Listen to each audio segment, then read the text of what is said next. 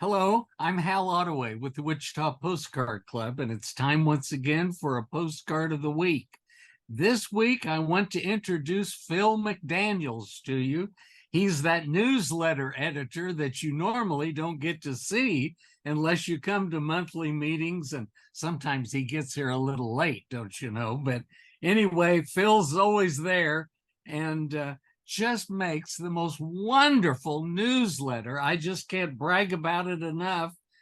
Like having done newsletters myself in the past when I cut and pasted and it was all black and white, it was Xerox. They were kind of a big mess, but Phil just does a beautiful job and has a good group of writers writing and helping and assisting, adding just images in full color all the time. Anyway, Phil is here today to kind of give us a preview about just one of the cards that he's going to be talking about this coming Saturday. That's August 5. And be here about 1:45. We'll let you in and we'll all wave at each other and hello and good to see you again and all that sort of thing. And then at 2 o'clock, we'll start this is all Central Time, but we'll start the meeting itself. Phil's going to be talking about today a publisher and photographer in Ark City, Kansas. That's just south of Wichita, several miles. But you're just going to be blown away with this man's work and the quality.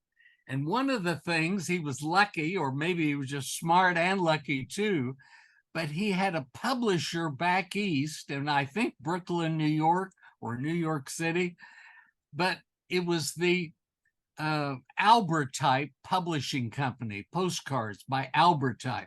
I want you to look at the quality of these cards on Saturday when you'll see a group of them, just one after another, of northern Oklahoma and southern Kansas towns, and just look at the quality of the printing. You know, we all love real photo postcards, but these Albertypes are printed and they just are fabulous. The next time you come to a postcard show, ask the dealer, say, show me an Albertype. I'd like to see, just get an idea of what it looks like. They may be learning along with you. So don't feel bad, just ask about them and we'll try to get everyone to have an Albertype to show customers and friends and postcard people that are interested in publishers as well as the images themselves. Phil, I'm going to turn it over to you. I've talked long enough, but thank you for being here this coming Saturday and show us what you have to tell us about today, please. Well, thank you, Hal. And I agree with you 100% about Albertype postcards. And that's one of the things that first attracted me to them was the overall quality of them. Their motto at the time was postcards of quality. And they certainly back that phrase up with their finished product. From the beauty of the design, the coloration of it, and what a detailed process it is to produce those postcards. And I'll just briefly talk a little bit about that. Some of it is pretty technical lingo, but it's interesting how detailed it was. I can imagine that perhaps they sold originally for maybe a little bit more than standard postcards. Some of them during this time frame were really of pretty poor quality, but certainly the Albertype postcards really stood out from them. George Cornish produced and was affiliated with Albertype for almost all of his postcard runs, which were done between the period 1904 to 1909. He really got on the bandwagon with the new phase of and fad of postcard collecting when postcards were first legalized in the format that we know today with the divided back. And he was producing and publishing postcards right and left during that 4 or 5 year period. After 1909, and we can date those to the copyright on the postcards themselves, either 1907, 8, or 9. And after that, he mysteriously seems to have got out of the postcard production business and kind of reverted back to just being a small town photographer. There's only one instance that I know of that I can directly link him to a postcard, and that was 1930s. I feel that was done as a commercial job for one of his business neighbors and associate across the street from his photographic business.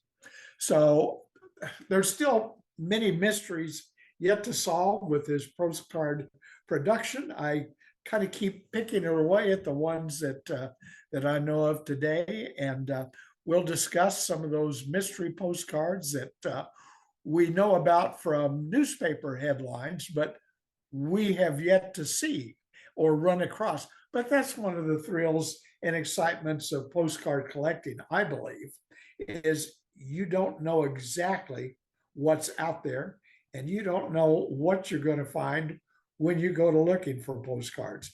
And that's what keeps bringing me back to postcarding versus other hobbies like stamps and coins.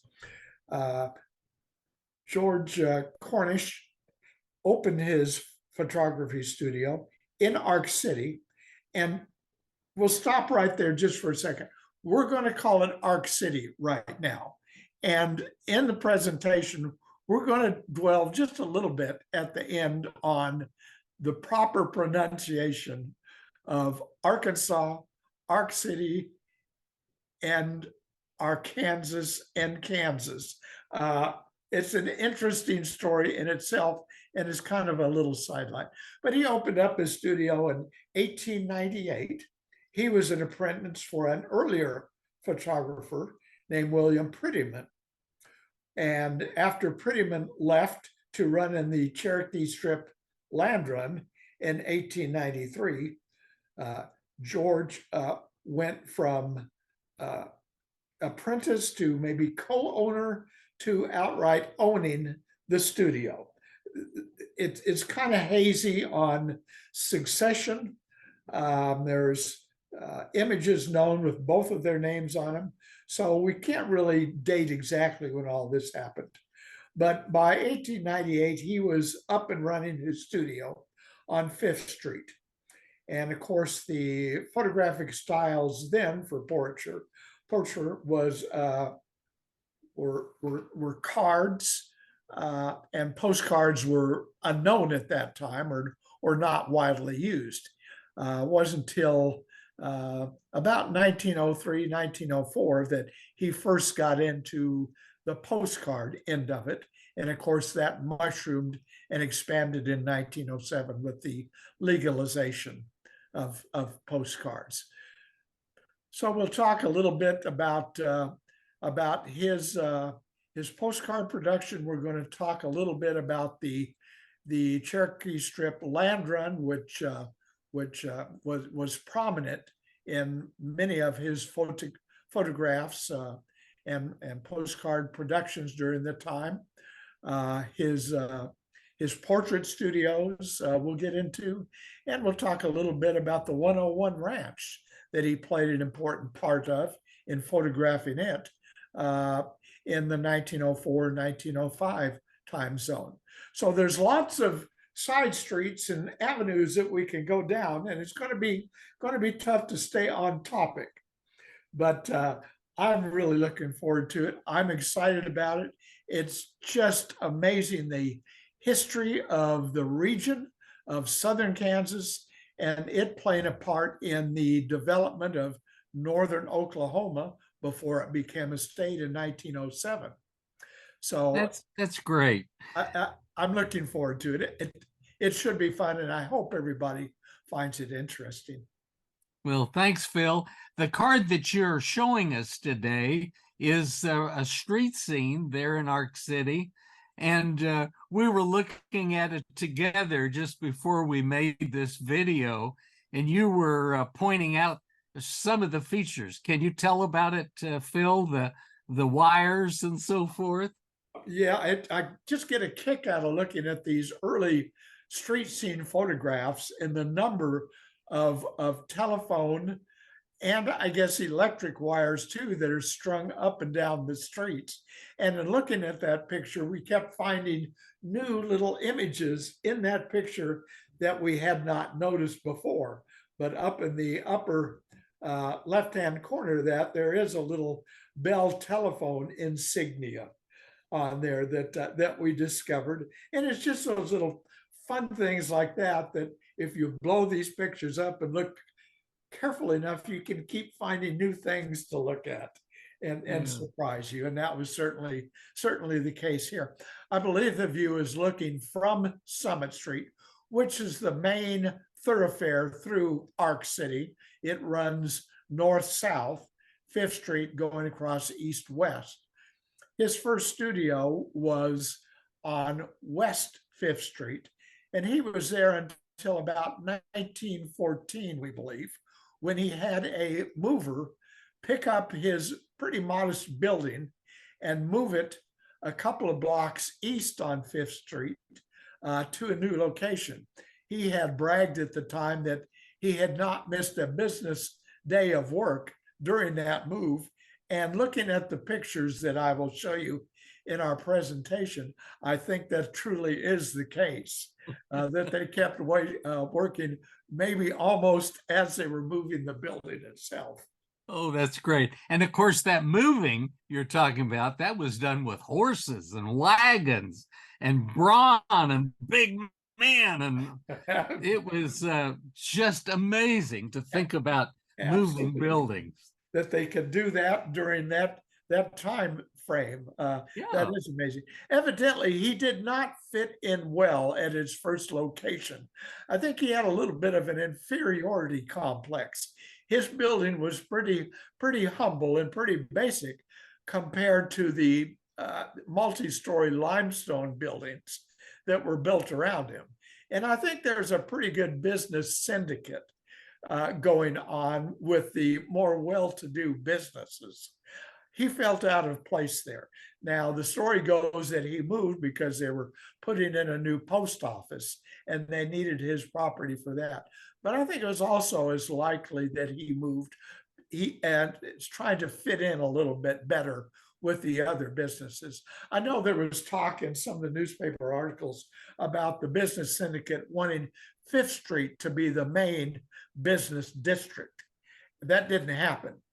It's Summit Street is where the mainstream businesses were going. Okay. Well, friends and neighbors, be sure to be here Saturday, August 5 for Phil's presentation. It'll come at, let's see, 1:45, and we'll let you in. We'll say hello, and he'll begin at 2 o'clock.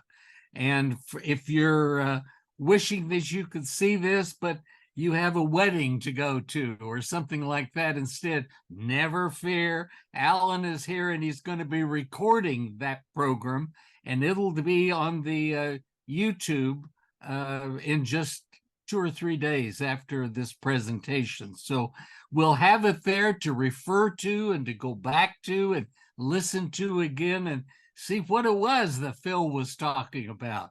And so we look forward to seeing you there. And thanks, Phil, for being here this afternoon. And we'll see you on Saturday. Okay. Yeah, looking forward to it. Bye-bye. Thank you.